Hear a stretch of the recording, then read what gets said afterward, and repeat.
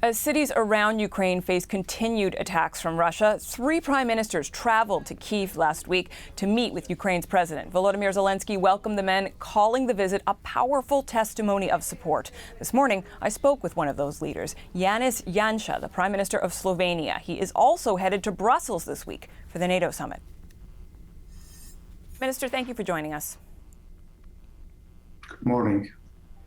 I understand that this trip to Ukraine was intended as a show of support. There are, of course, a lot of ways to show support. Why actually go into a country at war?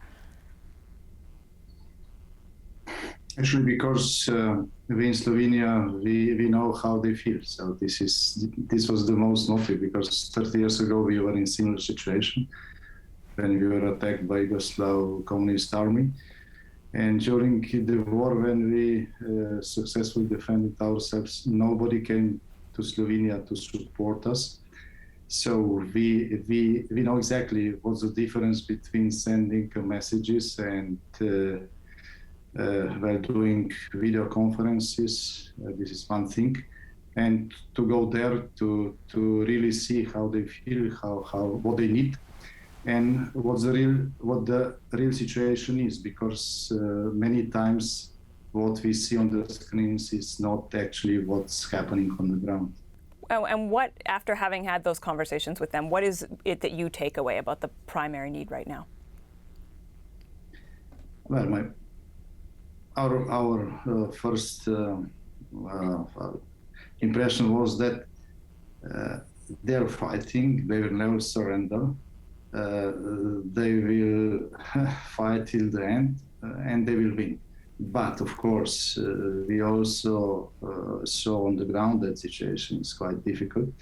They need a lot of help. Currently, without any political correctness, it's very clear that the most important help they need, aside of everything what we need to help millions of people fleeing the war zones in Ukraine, is military aid. We need to give them everything we could to defend themselves, because they're not only defending Ukraine, they're defending eastern flank of Europe, they're defending also European values. We are speaking in Europe a lot about the European values, but actually today Ukrainians are fighting for these values, to be free. When you attend this NATO meeting, I know in the past you have advocated for a no-fly zone. You know very well that NATO members largely oppose it. Do you see any room for compromise? Will you advocate for a no-fly zone once again? Actually, compromise is happening. I propose no-fly zone, and I just repeated our Ukrainian friends, and they proposed this before the invasion started, because then Russia, if they attacked, would be attacking also the NATO, and this would never happen, because we know what are the real issues with the strength of Russia and NATO. But now the risk with introducing the no-fly zone in the middle of war is much greater, of course, but we can do something which is close to it. So we can provide to the Ukrainians the modern weapons to defend their sky, because if they are not able to defend their sky, the war will go on, and there will be not only 2 million refugees or 3 million refugees in Europe, there will be 10 or 15 million. I'd like to ask you about that in closing, sir, because I know your time is precious.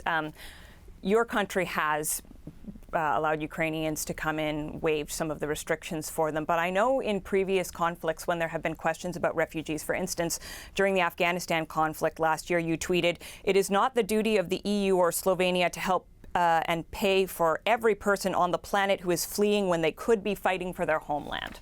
What would you say to people who are questioning why this is being treated differently than previous conflicts? Well, first of all, Slovenia had hosted for years tens of thousands of the refugees from Bosnia when there was a war. 25 years ago, doesn't matter which nationalities, because these were real refugees from the war, women and children mostly. We also accept many families fleeing from Syria. And Slovenia is a country which is defending Schengen border of the Europe. So we saw that there was clear distinction between refugees coming from war zones and just economic migrants who wanted to use the opportunity. And, but those fleeing the Taliban, with respect, sir? Those fleeing the Taliban should be treated differently than those fleeing Putin? Actually, when the NATO withdrew from Afghanistan, we coordinated common approach of all European member states, because we were presidency of the Council of the European Union at that time. And we stated very clearly, we will help everybody who is in danger because he cooperated with previous Afghan government and Western or NATO forces. But we don't have place here to take in half of the Afghanistan because they want to flee Afghanistan because of the economic reasons. Okay. So I think that it's very important that we see and we understand what's the difference between the refugees who are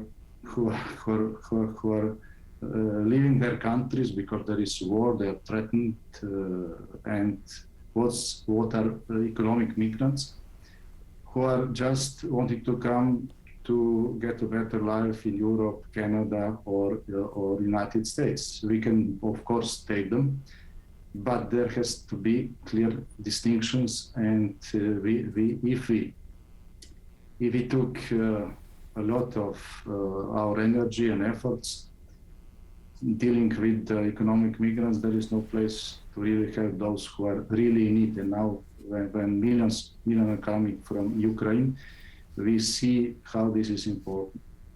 Okay, we're going to have to leave the conversation there today. Thank you very much for your time, Prime Minister Janša. Thank you.